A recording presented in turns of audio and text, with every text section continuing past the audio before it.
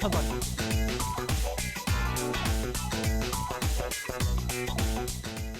김성환 평론가, 김남국 변호사 자리했습니다. 오늘 첫 번째 주제 보겠습니다.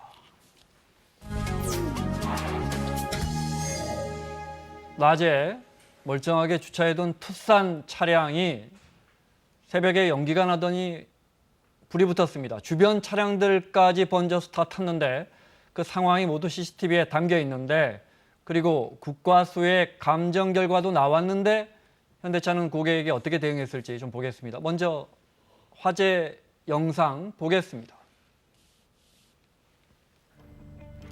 지난 7월에 충북 청주의 오피스텔 지하 주차장에 투싼 차량을 운전자가 주차하고 있습니다. 오후 6시쯤인데요. 그리고 이제 세워놓고 갔습니다. 근데 이제 새벽에 7시쯤에 6시 44분에 먼지가 밑으로 쫙 연기가 번지죠. 검은 연기가. 그러면서 본네트에 불길이 붙어오릅니다. 네. 불꽃이 이제 순식간에 번지면서 차가 불길에 휩싸였고요. 네. 이제 주변까지 번집니다. 불이 건물 천장까지 번졌고, 네. 완전히 탔습니다. 모두 6대가 탔고요. 이 차량 화재로 불이 건물까지 번지면서 2억 원 정도의 재산 피해가 났습니다. 차주 입장에서는 차 세우고 갔는데 아침에 보니까 차가 불타버린 거예요. 그렇죠. 누가 뭐 침입하는 적이나 이런 것들이 네. 있는 것도 아니고 CCTV에 다 고스란히 찍혔으니까요. 차에서 뭔가 문제가 있다고 하는 거는 뭐 확실한 것 같고요. 네.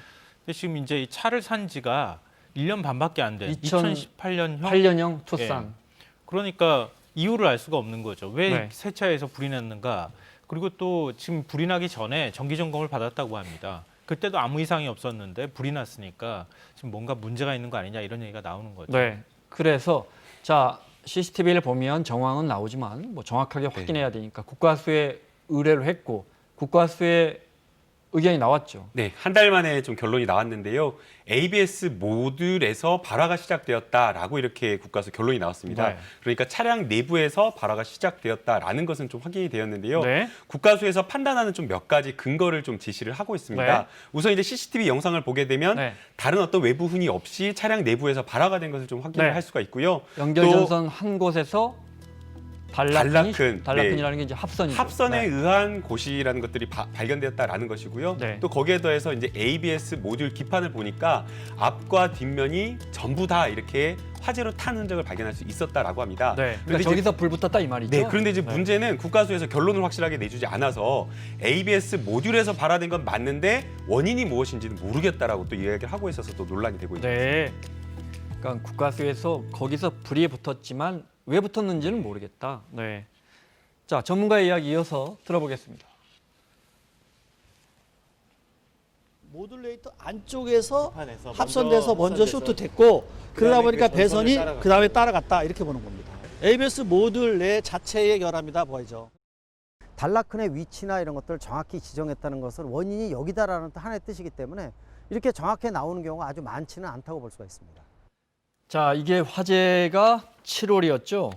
그래서 이제 당연히 이 운전자는 현대차에 보상을 요구했을 거고 현대차와 운전자의 이야기 들어보겠습니다.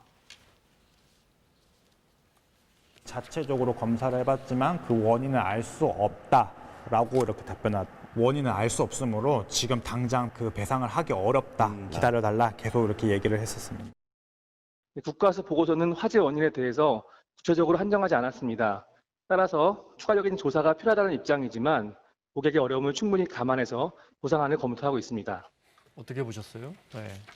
이게 제조회사에서는 네. 아무래도 제조회사의 어떤 부품이라든가 하자, 결함 이런 것들을 좀 인정하지 않겠다라는 그런 입장을 보이는 것으로 보이는데요. 뭐 회사에서는 차량의 어떤 하자를 인정하기 쉽지 않다라는 뭐 회사 이미지를 생각해서 뭐 그럴 수는 있지만 그러나 이런 부분에 대한 하자를 인정하지 않는다고 하더라도 어쨌든 2018년식 최신형 얼마 되지 않는 차량에서 자체적으로 외부 요인 없이 저런 하자가 발생을 했다라고 하면 네. 과학적인 어떤 근거나 결론은 내기 어렵다고 하더라도 원인 자체가 차량의 어떤 원인에 의한 것이다라는 것을 좀 인정할 수는 있는 거잖아요. 그렇다라고 한다면 최소한 회사 차원에서 고객에 대한 조금 신뢰를 보상하는 네. 그런 것들이 있어야 되는데 과학적으로 뭔가 구체적 원인을 따지겠다라고 이야기를 하니까 조금 소비자의 마음과 네. 회사의 마음이 좀 다른 것 같다는 현대차의 생각이 입장을 좀 볼까요? 네.